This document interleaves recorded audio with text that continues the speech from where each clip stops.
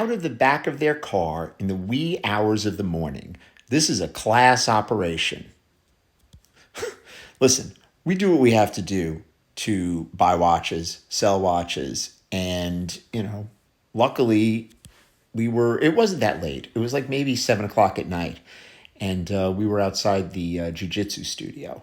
So it was pretty safe. There were some bottles and stuff. I mean, kids have partied over there, I'm sure, because there's a liquor store.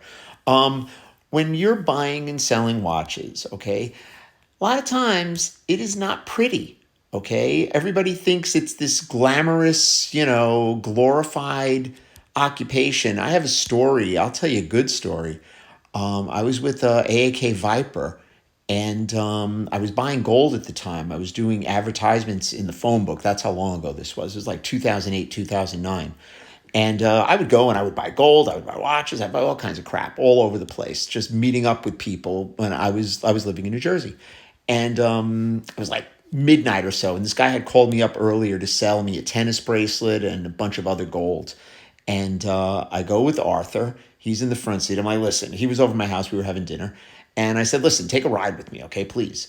And, just watch my back. I mean, I don't know who these guys are. I mean, obviously, I was prepared, okay? But still, you want somebody to have your back. So pull up outside the CVS. Two guys jump in. And, they were selling me some gold. It was no big deal. It was fine. Weighed up the gold, paid them what I gave them a ballpark figure what it was. It wound up being a little more than what they had expected because the gold was a little heavier. It was correct. And I did this dozens of times. So the guys are getting out of the car and Arthur turns around and he's like, excuse me, guys, I think you forgot something. And I look down and there's a freaking syringe laying on the floor in my back seat. Yeah.